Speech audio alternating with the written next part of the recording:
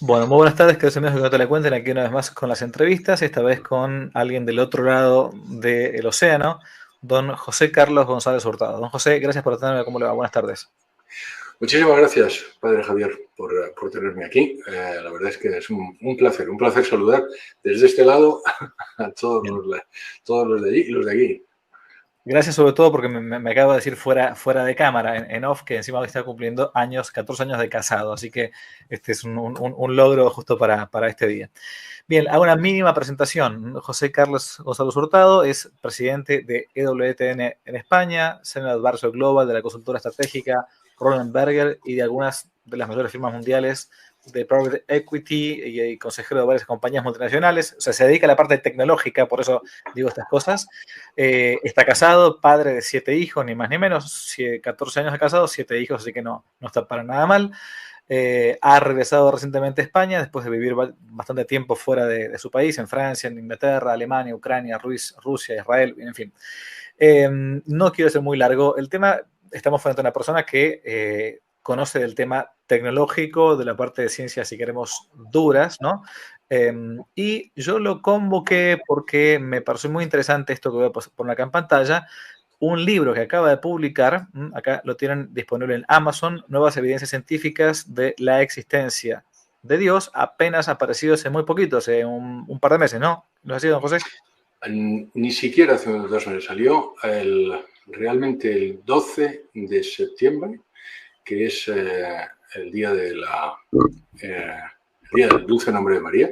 Es mi cumpleaños, así que sí. Lo conozco bien porque es mi cumpleaños, dulce nombre de María, exactamente. Ah, sí, exactamente. El 5 de septiembre se puso a la venta, que fue el día de Santa Teresa de Calcuta. El día 12 salió por primera vez en la prensa y lo presentamos el día 14 en Madrid. Tengo que decir, para todos aquellos que nos vean, lo digo porque Amazon, yo no sé si llega al otro lado del Atlántico, pero en cualquier caso sí hay, y lo digo por si para los que lo quieran adquirir, un sitio que se llama Ocio Hispano, que sí envía el libro o lo produce, no sé exactamente cómo lo hacen, en cualquier sitio de Hispanoamérica. Amazon creo que está de momento solo disponible en España, pero vamos, en cualquier caso en Ocio Hispano lo pueden conseguir. Perfecto. ¿Por qué meterse a escribir sobre un tema así, la existencia de Dios, las pruebas? ¿Qué fue lo que lo motivó a esto? Obviamente en un mundo como el nuestro. Pues mire, padre, hay varias razones. La primera es, llevo mucho tiempo haciendo presentaciones y dando conferencias sobre el tema, y lo que me doy cuenta es que hay mucha gente que abandona la práctica de la fe por la falsa creencia de que Dios y ciencia están enfrentados. Y lo cierto es que nunca ha habido tantas evidencias científicas como ahora, en la última generación, para demostrar que Dios, creador, existe.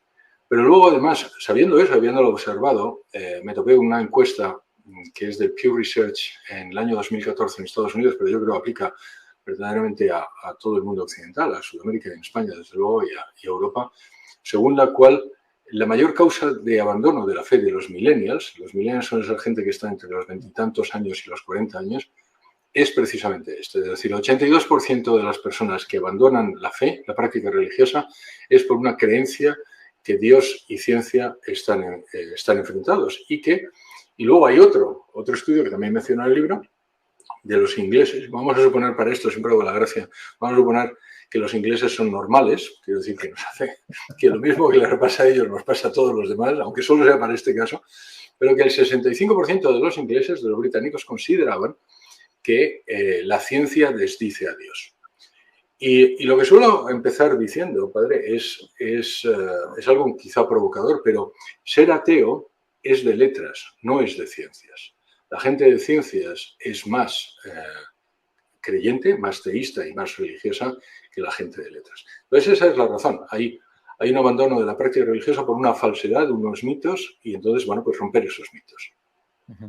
Una vez escuché al padre Loring, el padre Jorge Loring, según no lo conoces, fue un gran apologeta español, digamos, ¿no? Tiene un libro muy recomendable llamado Para Salvarte, un libro muy hermoso, donde compendia un poco la apologética en general. Bueno, no tenía pelos en la lengua, como buen español, y decía, una vez le preguntaron, ¿por qué usted no es ateo? Le preguntaron. Y dijo, porque no soy idiota, o sea, porque no soy idiota. Bueno, Esto lo que está diciendo don José es claramente así, ¿no? Uno, en la parte, si queremos más, de ciencias sociales, más dada a las ideologías, aunque no esté exenta también de la ideología, las ciencias duras, ¿no? Obviamente, uno encuentra más gente atea que en el ámbito de las ciencias duras. Aunque también en el ámbito de las ciencias duras uno puede encontrar con gente que no, que cree en el azar, digamos, ¿no? Ese tipo de cosas. Bueno, pero lo que usted dice es totalmente cierto. Ahí me hace mucha gracia porque el padre Loring, nosotros en WTN tenemos programas del padre Loring, la verdad es que era un tipo fantástico, conozco ahora gente, yo llevo 30 años fuera de España, la verdad es que he vivido en muchos sitios, también en Hispanoamérica, y prácticamente acabo de llegar a España, pero desde que he llegado pues me he encontrado ahí muy amigo mío, que era muy amigo del padre Loring, y ese hombre era, por lo que yo, con todos mis respetos, probablemente un santo. Y lo cierto es que efectivamente decía cosas así muy graciosas, pero es que esto mismo, justo esto mismo, lo dice Christian Anfinsen, que es premio Nobel de Química en 1972. Él decía, solo un idiota puede ser ateo. Y había otro, que también era premio Nobel, de Física, que decía, yo no he encontrado a ninguna persona, que pueda ser, que sea inteligente y que no crea en Dios. Esto lo decía también otro premio Nobel. Y así hay varios que mencionan en el libro de gente que realmente, científicos que realmente pues, se han encontrado con Dios porque la ciencia les llevó a Dios. Hay otra frase que suelo mencionar mucho porque es uno de mis científicos favoritos, que se llama Max Planck, que es uno de los padres de la física cuántica, y que él decía, la ciencia impone la idea de Dios. Pero esto es importante porque me he encontrado también con científicos creyentes que sostienen que, bueno, pues la ciencia te da indicios. No, la ciencia impone. Cuando Max Planck decía impone, quiere decir, no te deja lugar a dudas de que existe un Dios creador. También es importante decir aquí, padre, de lo que estamos hablando. Estamos hablando de Dios Padre, de Dios Creador. Lo que yo hablo en el libro es las demostraciones, las evidencias que da la ciencia de la existencia de un Dios Creador. Después, eso además es lo que Santo Tomás llamaba prolegómenos de la fe, es decir, uno, incluso sin tener fe, puede llegar racionalmente a la necesidad de la existencia de un Dios creador. Dejo fuera del libro, simplemente porque he creído que es más nítido, si quiere, la demostración, o si quiere, pruebas de que Jesucristo es Dios o que la Iglesia Católica es la verdadera. Porque es un libro que pretendo que llegue tanto a gente que es religiosa como no religiosa. Y lo que pretendo es, digamos, romper lo que hemos dicho al principio, romper ese mito de que la ciencia te deja sin Dios y es justo al contrario. Entonces, nos quedamos en Dios creador existe y eso es exactamente lo que demuestra la ciencia. Exacto. Esto que dice don José es lo que son, lo decía claramente él, ¿no? Son los preámbulos fidei, los preámbulos de la fe, ¿no? Que quiere decir que, obviamente, uno hasta tiene la obligación. San Pedro en la primera carta dice, sepan dar razones de vuestra esperanza, ¿no? Entonces uno tiene la obligación de intentar dar razones de su propia fe aún a la gente que no es creyente. Bueno, hay ciertas cosas, ciertas verdades a las cuales uno puede llegar con la sola inteligencia, aplicando la inteligencia realmente, estudiando, por ejemplo, la existencia de Dios. Después, si Dios es uno y trino, si ese Dios se encarnó y es Jesucristo o no es Jesucristo, bueno, es un tema para el cual necesitamos en gran parte el dato revelado de la fe que no va contra la razón. Pero bueno, a este tema que don José se ha dedicado y que Aristóteles o Platón o muchos filósofos, aún Santo Tomás de Aquino ha estudiado para decir cómo yo puedo mostrar que Dios existe, bueno, se puede llegar por medio de la razón. Bueno, ¿cómo le explico? Antes de pasar a la parte científica, después de todo lo que está estudiado, ¿cómo le explicamos a una persona de 20 años, 15 años o lo que fuere, que hay un Dios, sin hablar de Jesucristo, todavía hay un Dios trascendente, distinto de nosotros, que ha sido creador, antes de meterme yo a hablar de todas las evidencias científicas? ¿Cómo le explicarías a un chico de 15, 20 años que Dios existe? Bueno, lo primero hay que, y lo menciono en el libro, el teísmo, la idea de que Dios existe y que hay un creador, es natural al ser humano. Menciono en el libro algunos experimentos que se han hecho en Finlandia y en Estados Unidos con gente que no son religiosos, incluso con grupos de fervorosos ateos, donde se ha demostrado que la idea de la belleza y del orden que nos acompaña nos lleva necesariamente a la idea de un creador. No hay más que ver no hay más que ver el sol que tengo delante, no hay más que ver el orden que tiene la naturaleza, no hay más que ver la creación para darse cuenta y naturalmente de que hay un creador. Pero insisto, esto no lo digo yo, esto ha sido probado por estudios psicológicos que menciona el libro, de gente que era atea, donde les hacen preguntas rápidamente, de tal forma que ellos mismos no las puedan censurar. Lo digo porque el ateísmo no es más que una censura que se impone sobre el natural teísmo. Entonces, esas mismas personas ateas llegan a la conclusión, o sea, ellos contestan, sí, hay un orden, sí hay un creador, sí hay un ordenador. Y eso es lo primero que hay que mirar. Es decir, bueno, pues no deberíamos esperar el orden que vemos alrededor nuestro. Eso también lo decía Einstein. Él decía, lo sorprendente es que tengamos un universo que nos permita vivir, a usted y a mí, o que permita la vida, porque lo que deberíamos esperar es un caos. Y ya no estoy hablando de los... Si luego uno conoce lo que es el Big Bang y luego conoce la cosmología y la física, pues por supuesto, completamente. La estadística te dice que o hemos tenido muchísima suerte o es que un Dios creador ha querido que usted y yo estemos aquí, que es lo que yo sostengo. Pero lo que le diría a una persona de 15 años, simplemente abre los ojos y mira alrededor. ¿Tú crees que eso ha sido creado por casualidad? Y ahora piensa. Como usted decía al principio, mire, la creencia, la convicción para un Dios personal y único ha llegado incluso en el siglo IV antes de Jesucristo con Aristóteles. Se puede llegar racionalmente a la existencia de un creador. El Concilio Vaticano I también lo dice. Pero eso para nosotros que somos católicos. Pero para cualquier persona, racionalmente, simplemente pensando y observando alrededor, puedes llegar a la conclusión de que lo que está alrededor nuestro no deberíamos esperarlo. Y luego, simplemente, lo que también le digo, y justo usted lo ha dicho muy bien, a los cristianos es muy importante conocer las razones de nuestra esperanza, como decía San Pedro. Y hoy, más que nunca, son razones científicas. Lamentablemente, afortunadamente, no entro en el tema, las demostraciones filosóficas de la existencia de Dios, las 5 vías de Santo Tomás, el argumento ontológico de San Antelmo, eso no llega hoy a muchas de las personas porque hay un cientifismo que hace que muchas personas, sobre todo jóvenes, esperen todo de la ciencia. El mismo estudio que le mencionaba al principio dice que el 50% de los británicos esperan que todos los problemas sean solucionados por la ciencia. Sabemos los científicos que eso jamás va a poder ser así. La ciencia tiene un ámbito de actuación que solucionará los problemas que pueda solucionar, pero no absolutamente todos. Pero lo que sí nos dice es que hay muchas personas que esperan de la ciencia aquello que antes esperaban de los teólogos, de los filósofos, de los pensadores. Por eso es importante saber también los argumentos científicos que llevan a Dios para poder contestar al hombre de nuestro tiempo. Bien, excelente. Y bueno, ¿y cómo nos adentramos en esos argumentos científicos sin ser científicos? Porque la verdad que ahí está el desafío grande pedagógico. Si uno no conoce bien temas específicos de matemática, de física, cuántica, etcétera, bueno, ¿cómo le explicamos que hay evidencias científicas y cuáles son?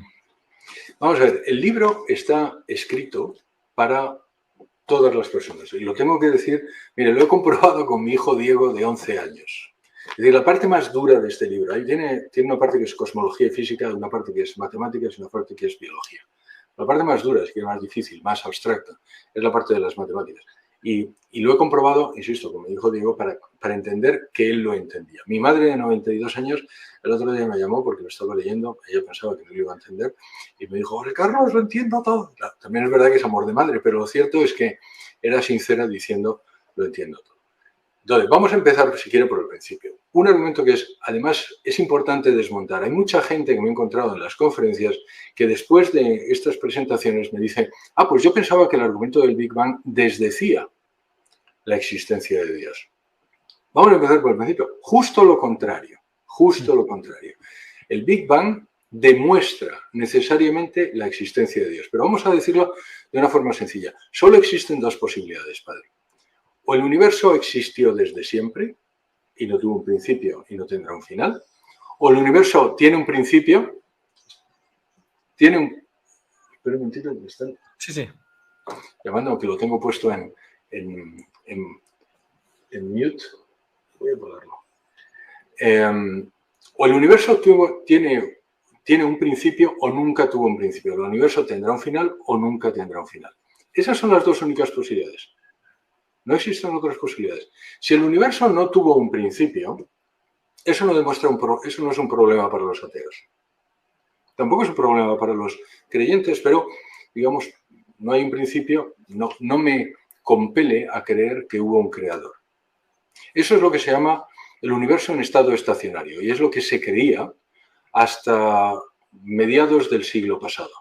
Era, digamos, el modelo normal creído hasta mediados del siglo pasado, hasta que un sacerdote católico, el padre Lemaitre, que era un sacerdote belga, formuló por primera vez, y esto es importante también, fue un sacerdote católico que curiosamente no estuvo ni siquiera nominado al premio Nobel, lo que también dice mucho de cómo se conceden esos premios, pero lo cierto es que formuló por primera vez un modelo que entonces no estaba probado, que era el modelo del Big Bang. ¿Qué dice el Big Bang? Que hubo una creación.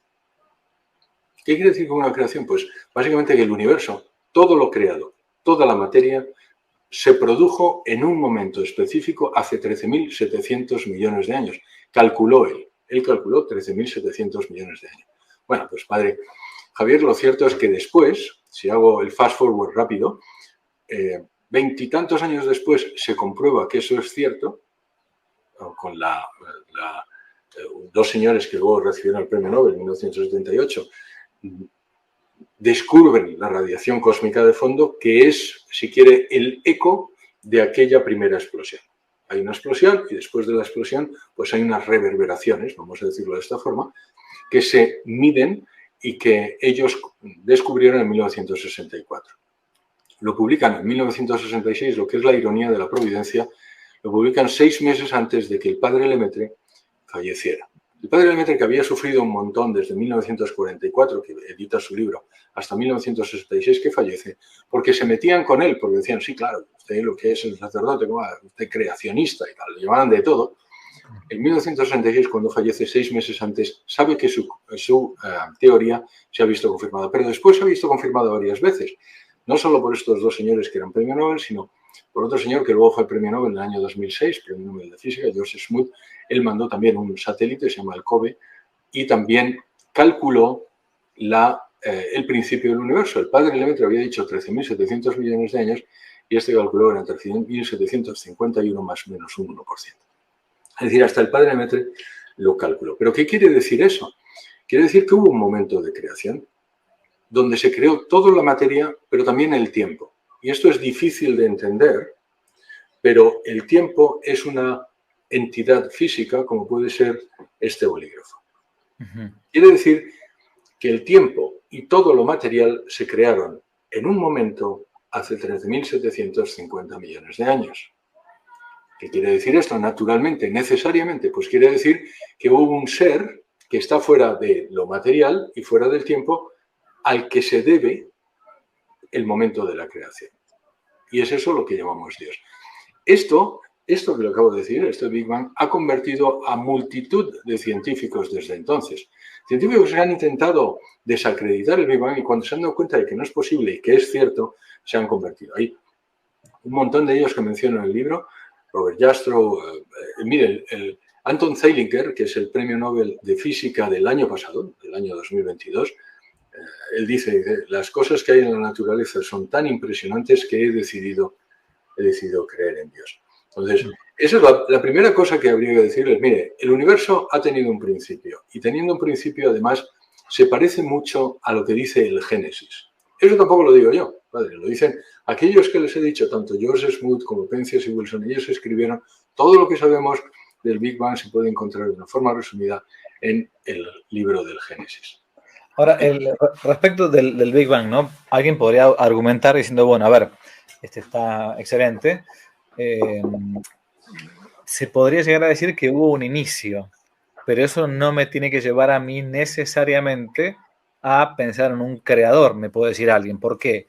Porque pudo haber sido esto fruto del azar, así como una semilla que estaba dando vueltas por ahí, empezó a crecer y bueno, y después se dio el árbol. Estoy poniendo objeciones a propósito, ¿no? Sí. Quiero que sepa que ese tipo de objeciones y otras, todas las demás están en el libro y que además se han puesto.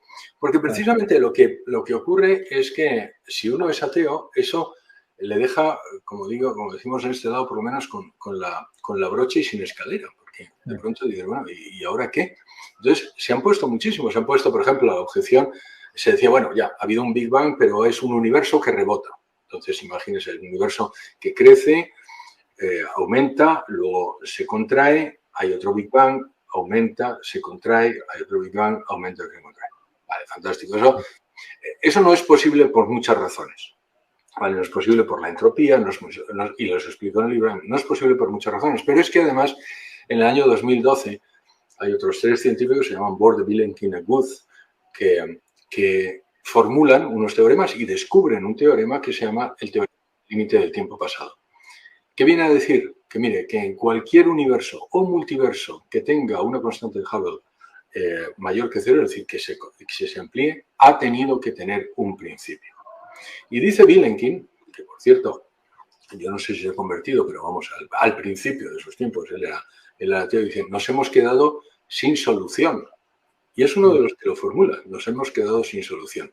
Ya no hay forma, de hecho, dice él, no hay forma de esconderse. El universo ha tenido que tener un principio. Pero si ha tenido que tener un principio, vuelvo al problema, ha tenido que tener un principiador. Mira, otra cosa que se ha dicho ha sido Stephen Hawking, que es muy conocido, un científico.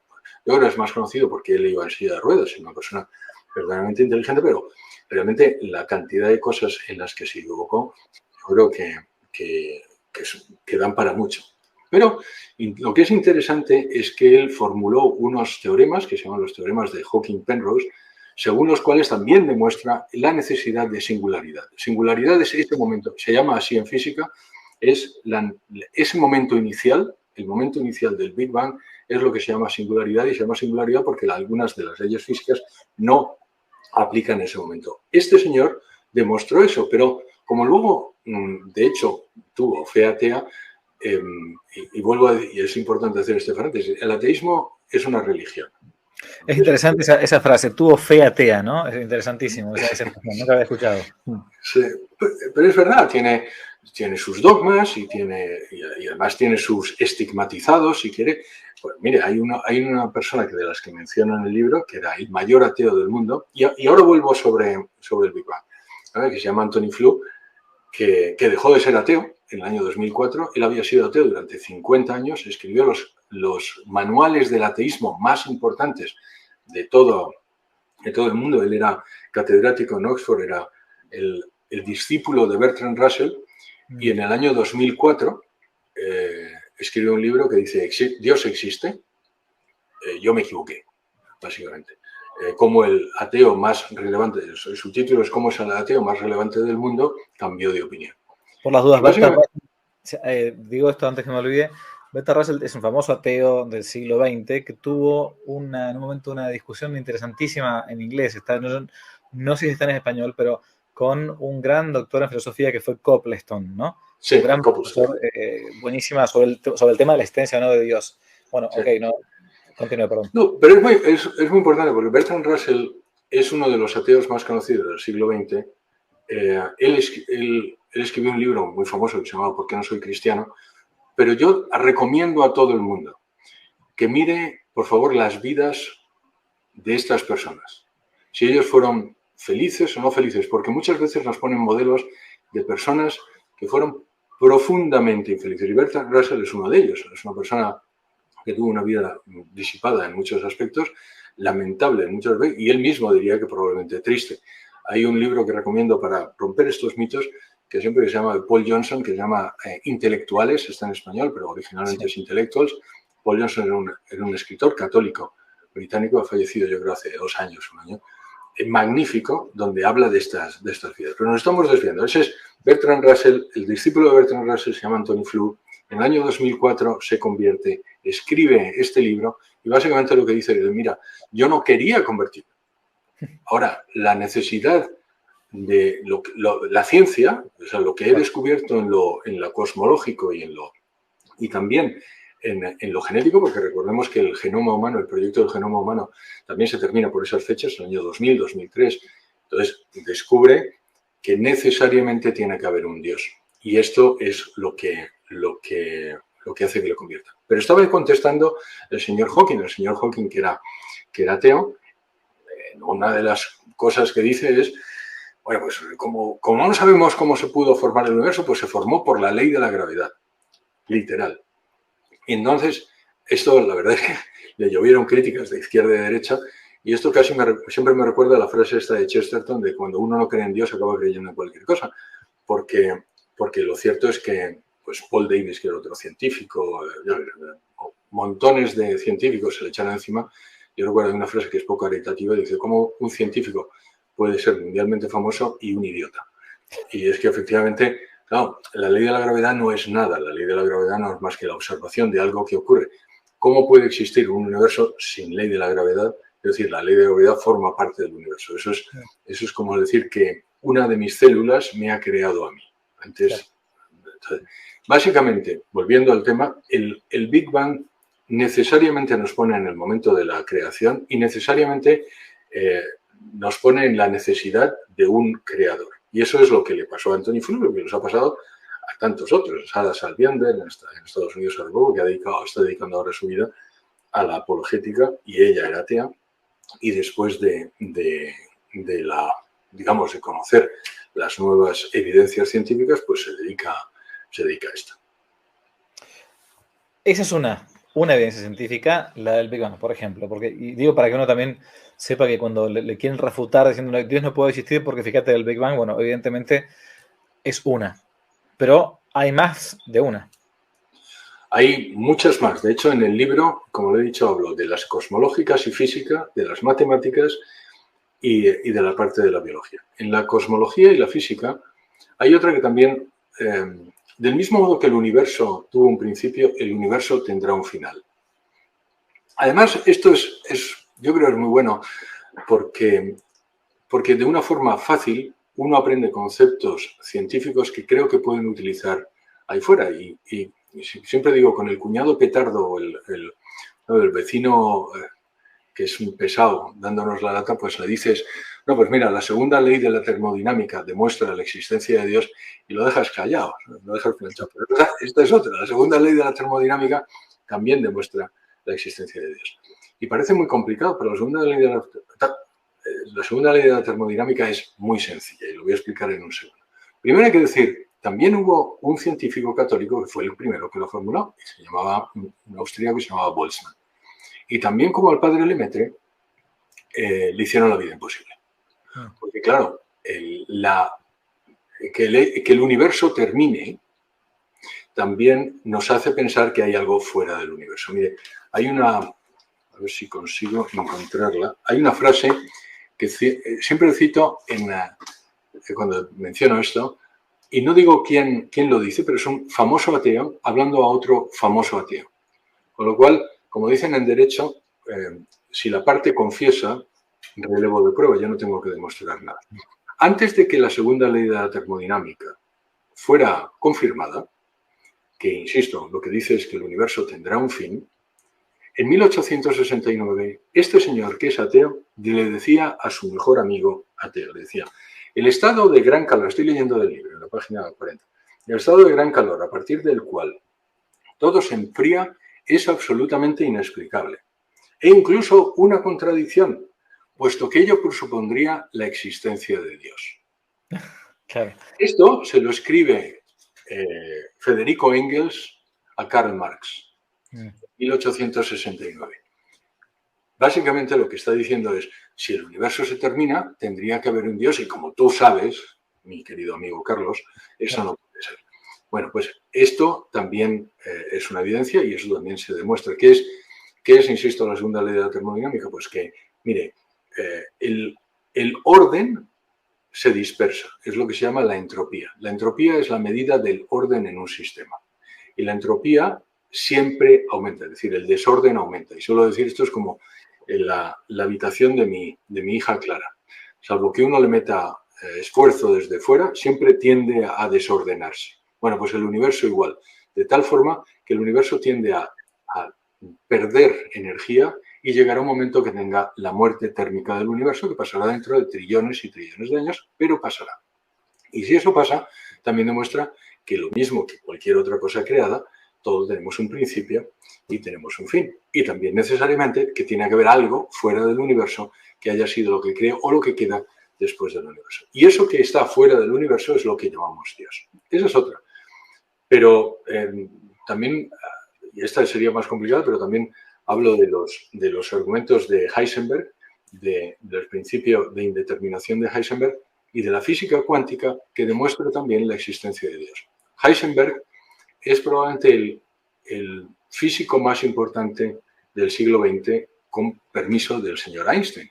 Y probablemente lo sería, y sería mucho más recordado si no fuera por temas biográficos del señor Heisenberg. Pero vamos, lo cierto es que era un cristiano, era creyente, era también sucesor de Planck y demostró, digamos, la libertad del ser humano. Demostró cómo Dios funciona en la física. Y lo menciono eso también en el libro. Y esos son temas físicos. Pero llegamos a los temas de las matemáticas, y las matemáticas también, del mismo modo que había la necesidad de un principio por la física, que es el Big Bang, ahí está también la negación de los infinitos actuales de Hilbert, que es una demostración de que el universo tiene que tener un principio desde un punto de vista matemático, porque el universo sería un infinito actual y eso no es posible. Y eso lo demuestra Hilbert. Entonces, la física demuestra que Dios tiene que existir. La matemática demuestra que Dios tiene que existir. Ha habido otra, una que se me olvidó, que además sí es importante. Es el universo afinado. El universo afinado es el principio antrópico. Y de ello también trato del libro bastante extensamente. El universo antrópico quiere decir cuáles son las posibilidades que tenemos para que haya un universo que nos permita a usted, padre, y a mí estar aquí, que permita la vida. Y si se quiere, lo uno con aquello que hablamos al principio de cómo nos sorprende el hecho de que el universo tenga un orden. Bien, pues lo cierto es que, como dijo Einstein, no deberíamos esperar un universo que tuviera este orden. Y sin embargo lo tenemos. Y sin embargo hay unas leyes físicas y hay unas constantes físicas que no deberíamos esperar y que sin embargo están allí. Y es importante también recordar esto para la gente que no es físico. Las constantes físicas no se deducen. No es como en matemáticas que uno ve una fórmula y deduce necesariamente que, vamos a poner que la velocidad de la luz es 300.000 kilómetros por segundo. No, eso se observa. Y se observa que es así, pero podría ser de cualquier otra forma. Seguimos con el ejemplo. Si la velocidad de la luz no fuera 300.000 kilómetros por segundo, usted no estaría allí y yo aquí. No habría mundo. No habría existido vida en ningún momento. Y como eso hay 200 variables o más que están absolutamente afinadas y que cualquier exceso o defecto de ese número que tienen harían que no hubiera vida. Uno de los ejemplos más grandes es la constante gravitacional. La constante gravitacional no hay ningún físico que piense que ha sido por casualidad, porque está afinada a 120 dígitos. ¿Qué quiere decir esto? Pongo un cero, pongo una coma, ponga 120 ceros, 120 ceros y luego pongo un 1, 2, 3 y eso es la constante gravitacional. Si no estuviera afinada con tanta precisión, no habría universo. No habría universo, nada se hubiera creado. En el momento del Big Bang, aquello se hubiera creado y luego colapsado enseguida. ¿Quién definió esa constante que de no ser así no habría habido nada de lo existente? Pero, insisto, como eso hay más de 200 variables. Otro que suelo mencionar... No, pero dígame. Sí. No, me quedé con una cosa. Hace muchos años yo leí un libro de Aristóteles, muy cortito, que Santo Tomás comenta, ¿no? Santo Tomás de Aquino comenta, que se llama De Eternitate Mundi, o sea, acerca de la eternidad del mundo. Y Santo Tomás comentando a Aristóteles decía, bueno, que el mundo era eterno, ¿no? Como este planteo que recién conversábamos. ¿Y por qué decía Aristóteles que el mundo era eterno? Porque la materia, al parecer, desde lo que uno ve de la cosmología, de la ciencia cosmológica, de la física, digamos, hoy en día, parece que la materia es eterna, o sea, tiende a mutar, tiende a cambiar, o sea, una hoja de papel termina siendo ceniza, qué sé yo, no sé, nosotros terminamos siendo gusanos al día de mañana, bueno, va mutando, vamos cambiando. Entonces Aristóteles decía, dado que la materia al parecer es eterna, pues por entonces hay que concluir necesariamente que el mundo al parecer es eterno, no tiene ni un inicio ni tiene un fin. Y Santo Tomás, cuando comenta este opúsculo de Aristóteles, dice, bueno, a ver, en principio desde el punto de vista racional, por lo que sabemos, podríamos llegar a deducir, como Aristóteles, que la materia podría ser eterna. Pero dado el dato revelado de que hubo un momento de un inicio, que antes no había nada y después comenzó a haber algo, bueno, debemos concluir entonces con la teología que el mundo no es eterno, sino que al menos tiene un inicio, ¿sí? Al menos tiene un inicio. Ahora, esto al parecer es con la materia, pero por lo que me dice, quizás habría evidencias científicas hoy en día para explicar que la materia no necesariamente fue siempre, sino que hubo un momento en que no hubo, un momento en que no hubo materia. Exactamente eso, exactamente eso. Se me ocurren tres cosas según estaba usted diciendo y es importante y quizá es el buen momento de decirlo. La concepción de un universo eterno es prácticamente universal en todas las religiones, con la excepción de la religión hebrea. Insisto, esto no lo menciono en el libro porque ya sería, digamos, ya está dentro de la fe. Correcto. Y yo creo que son... yo siempre digo, nosotros, insisto, creemos que Dios existe, que Jesucristo es Dios y que la Iglesia Católica es la verdadera. Yo creo que la ciencia puede dar muchas más pistas sobre las tres cosas que lo que ahora estamos utilizando. De hecho, el otro día hablando con un amigo mío me decían, lo que tienes que hacer ahora es escribir el segundo libro sobre las evidencias científicas de que Jesucristo es Dios, porque realmente sí hay evidencias científicas. No hasta el punto de que no nos deje otra decisión, porque eso ya sí forma parte de la fe, pero sí las hay. Pero una de las que es interesante hablar es que, mire, en el hinduismo, como ustedes saben, en el budismo, en el taoísmo, en el sintoísmo, en cualquier otra de las religiones, el universo es eterno y es circular y además, digamos, fluye desde el principio. Solo hay una religión que habla de una creación ex nihilo y esa es la religión judía. Cuando en el Génesis dice, y Dios creó los cielos y la tierra, la gente tiene que saber que en hebreo, y con la ventaja de haber vivido en Israel, también en hebreo los cielos y la tierra quiere decir el universo. Es decir, al principio Dios creó el universo. Y es la única religión que yo conozca y que, vamos, estoy casi 100% seguro que mantenga eso. Segundo tema, justo lo que usted decía, una de las cosas que los cosmólogos y los físicos se hacen mucho eco es que la primera persona que dijo que el tiempo se creó en el momento del Big Bang, o si quieren, en el momento de la creación, fue San Agustín. En las confesiones, San Agustín, hablando con los paganos, los paganos entonces y ahora se ríen de nosotros, porque bueno, ¿y qué estaba haciendo Dios antes de todo el tiempo? Entonces se ríen, si tú dices que Dios creó, bueno, ¿qué hacía antes del tiempo? Y San Agustín discurriendo dijo, vamos a ver, si el tiempo es una cosa creada, si el tiempo es algo, también tiene que haber sido creado. Y si ha sido creado por Dios. Y contestaba, no preguntéis qué hacía Dios antes de todo, porque no había antes, puesto que el tiempo fue creado por Dios. Es decir, del mismo modo que Santo Tomás, lo decía también San Agustín. Entonces, efectivamente, toda la materia, sabemos que ha sido creada, toda la materia, en el momento del Big Bang. Estaba encapsulada, y esto es difícil de entender, todo el universo estaba encapsulado en menos de la cabeza de un alfiler. Y en una millonésima de segundo, ese alfiler se expandió trillones de veces. Entonces, el universo desde entonces se expande.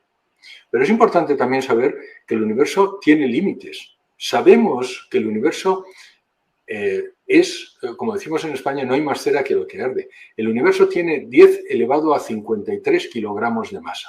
Es una pregunta que yo cuando era chico me hacía siempre. Si yo tengo este libro, ¿no? Pongámosle este libro, que tiene sus propios límites, ¿no? Los límites del rectángulo del libro. Bueno, si esto fuera el universo, pero me preguntaba yo cuando era pequeño, y todavía me lo sigo haciendo ahora, materialmente hablando, ¿qué hay después de esta línea? O sea, porque si este es el universo, bueno, si acá hay un muro, una pared, una cerca, lo que fuere, bueno, ¿qué hay cuando no hay universo? Si ahora me están diciendo que el universo se va expandiendo, bueno, ¿qué hay del otro lado del universo? Pues primero, no lo sabemos. Hay dos teorías. Sí, Mire, con la ventaja, esto no lo tenía pensado hacer, pero esto normalmente cuando hago las presentaciones, luego, sí, lo que pasa es que si me ven mis hijos, luego se ríen de mí. Entonces, le voy a explicar qué es el universo. El universo, ve este globo. sí. Vale. No sé si ve, pero lo tengo aquí pintado. Sí, sí, sí. No sé. Sí, Bueno, una pues cruz. imagínese que eso es una estrella y una constelación. Cuando digo que se expande el universo, ¿qué quiere decir? Nosotros pensamos que es que la estrella y la constelación se van separando porque se van dispersando. Lo cierto es que todo el universo se expande, es como el globo. Claro, entiendo. A medida que lo voy expandiendo, este punto y este punto se van separando. Pero se van separando porque todo el universo se separa y por tanto se diluye, si quiere. Por eso, también, por cierto, también es verdad que las estrellas se separan, pero la mayor parte de la separación del universo es debido a la expansión del universo. Por eso podemos calcular cuándo empezó, porque sabiendo cómo es, podemos retrotraernos y saber cómo empezó. Y por eso sabemos que empezó hace 13.700 millones de años, porque sabemos dónde está y a qué velocidad se expande. La velocidad a la Claro. que se expanden es lo que se llama la constante de Hubble, o mide la constante de Hubble, que también es gracioso porque debería llamar, bueno, ahora se llama constante de Hubble-Lemaitre, en honor del padre Lemaitre, porque realmente fue el padre Lemaitre el que también la calculó 2 años antes que el señor Hubble. El señor Hubble, esto dice mucho del padre Lemaitre, también hay que decirlo, porque el señor Hubble lo publicó, el padre Lemaitre lo había publicado 2 años antes, y en la segunda, creo, en la segunda o la tercera edición, obvió decirlo para no hacerle, digamos, para no, un poco por humildad. ¿Vale? Entonces, lo que pasa es que sabemos ahora que realmente el que la calculó fue el padre Lemaitre. Entonces, sí, efectivamente, el universo tiene como unos bordes. Ahora, lo que no sabemos es si al final está con borde o se abre y se expande de una forma así. De hecho, Se sabe, ya que hablamos del tema de la física y de la materia, ¿no? Se sabe si uno retrotrajese hacia adentro, hacia el inicio de ese globo, ¿no? O esa expansión, ¿qué planeta o desde qué lugar comienza a expandirse? Digo, porque uno vería ahí un poco cuál es el centro, digamos, ¿no? ¿Dónde queda el centro? se sabe, sí, digamos, se sabe en qué dirección. De hecho, ha habido satélites que se han mandado, el satélite COBE y el satélite WMAP, se han lanzado hacia el principio del universo, lo que pasa es que estamos hablando de 13.700 millones de años luz, es decir, Digo, está... porque siempre se planteó que la centralidad del hombre, la centralidad de la Tierra, por eso pregunto, ¿no? Sí, no, la Tierra, por ejemplo, si el universo se formó hace 13.700 millones de años, nuestro sistema solar, la Tierra se formó hace 4.550 millones de años, y entonces, no, hay mucho más universo que la Tierra. Ahora, y esto es una pregunta que me suelen hacer, bueno, ¿y qué pasa con los extraterrestres? Pues mire, no lo sé, si Dios quiere habría extraterrestres, ¿por qué no? Lo que pasa es que las probabilidades son muy pequeñas. Es decir, las probabilidades de que nosotros estemos aquí son tan ínfimas, de hecho, inapreciables. O sea, si quiere, el mayor milagro es que haya vida sobre uno de los planetas, es decir, que estemos nosotros aquí. Con lo cual, hombre, si Dios quiere, podría haber hecho lo que quisiera, pero digamos que la estadística está en contra. Qué bueno. ¿Por qué un creador y no el azar? Una pregunta que ya vamos más allá del tema de la creación. Bueno, convengamos que hay un inicio, perfecto, pero ¿por qué no el azar, digamos? ¿No? ¿Cómo se puede explicarle a alguien que al menos eso que está detrás, llamémosle Dios o como quieran llamarle, no hace falta que sea el Dios cristiano, ni mucho menos, ¿por qué tiene que ser un Dios ordenado y no más bien todo esto producto del acaso, ¿no? Uh-huh. También me gusta, voy a empezar con lo último que usted ha dicho. Sí. Me he dado cuenta que muchas veces en las conversaciones sobre esto, la palabra Dios crea en las personas, sobre todo escépticas, una reacción negativa que hace que eviten todo lo que viene detrás. Por eso al principio del libro hablo de algo / alguien / eso que llamamos Dios, para evitar que la gente se imagine, no sé, lo que se tenga que imaginar sobre Dios. De hecho, al principio en el libro menciono qué es eso que llamamos Dios, porque hay algunos ateos. Un ateo famoso, por ejemplo, dice: yo no puedo creer en un señor de barba blanca, vestido con túnica blanca y con un rayo en las manos. Y yo escribo, y yo tampoco. Vamos a empezar a estar de acuerdo en algo, y es, yo tampoco creo que eso sea Dios.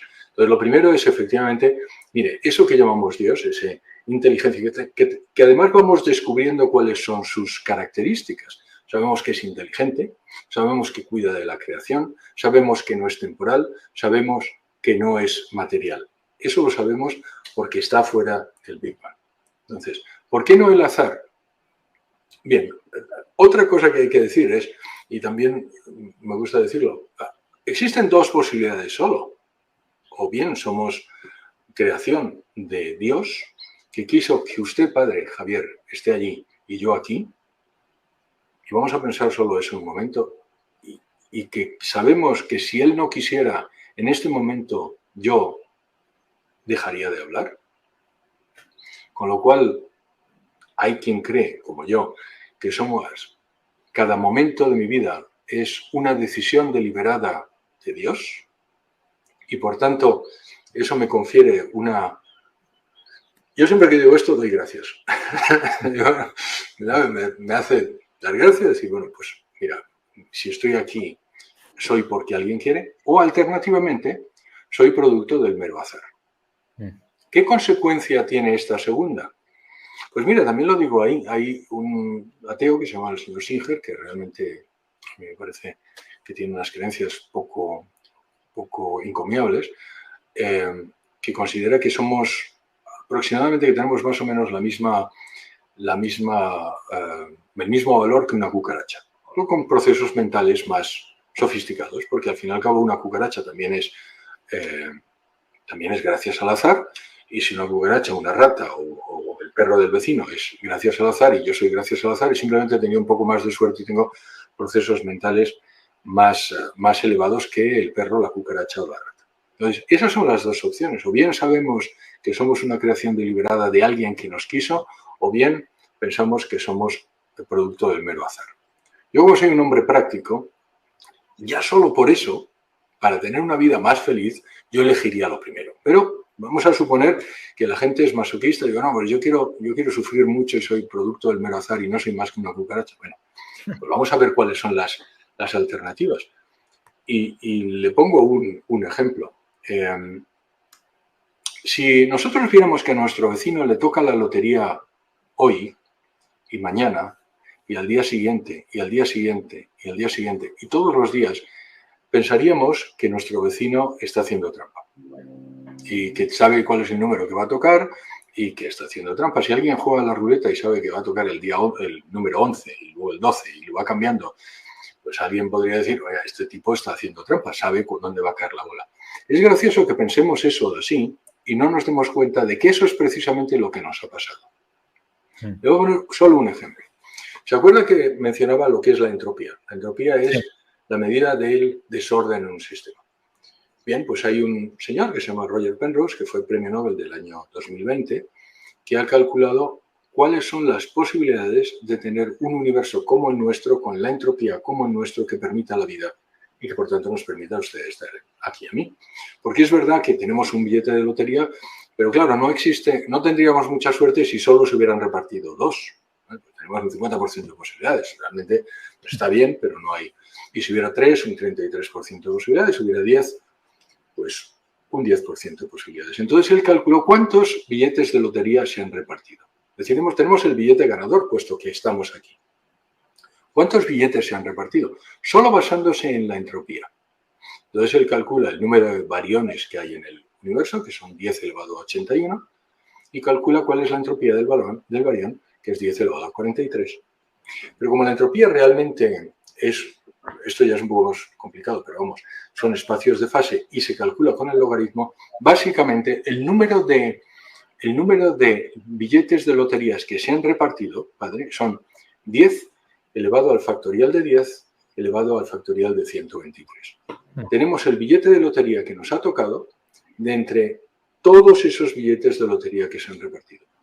¿Cuántos son esos billetes de lotería? Lo digo para... Es un número tan grande que es imposible de siquiera de concebir. No hay ordenador en el mundo que tenga la capacidad, no hay ordenador en el mundo que tenga la capacidad de poner todos esos números seguidos, todos esos ceros.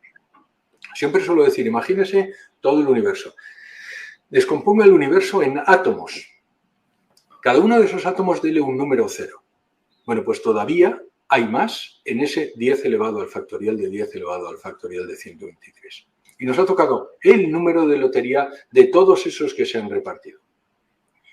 Vuelvo al principio. Si eso le pasara a nuestro vecino, estaríamos comprando el billete de lotería del vecino porque sabemos que está haciendo trampa. Y si nos pasa a nosotros, pensamos que es producto del azar. A mí me gustaría quizá un poco más de lógica.